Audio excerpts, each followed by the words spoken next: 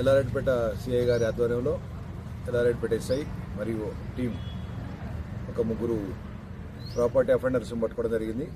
ఈ property offenders ఎవరంటే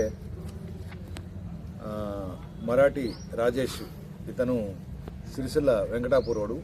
ఇతను తర్వాత నగేష్ అని, కొడసిగ నగేష్ అని వీళ్ళు ఆర్మూర్, బొంత శేఖర్ అని గజ్వేలు.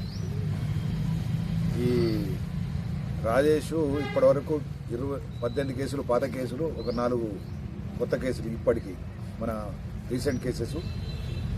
తర్వాత నాగేష్ అనేటోడికి మొత్తం 12 కేసులు, అందులో 3 గాంజాయి కేసెస్ ఉన్నాయి.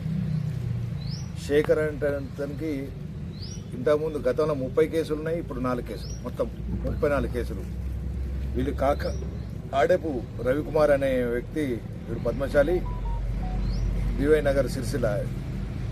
ఇతను దాదాపు 40 కేసులలో ఉన్నాడు. వీళ్ళందరూ కలిసి ప్లాన్ వేసుకొని దొంగతనాలు చేశారు. వాళ్ళని పట్టుకోవడం జరిగింది.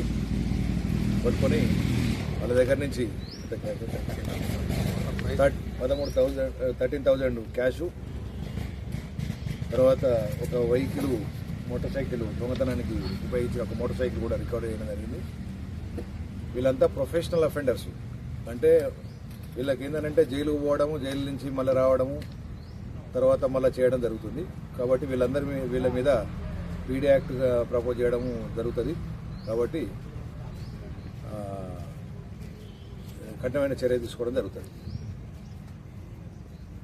పట్టుకోవడంలో చురుగ్గా వ్యవహరించిన మా సిబ్బందికి రివార్డు కూడా అందజేయడం జరుగుతుంది. ఎస్పీ గారు రివార్డులు ఇచ్చారు వాళ్ళకి.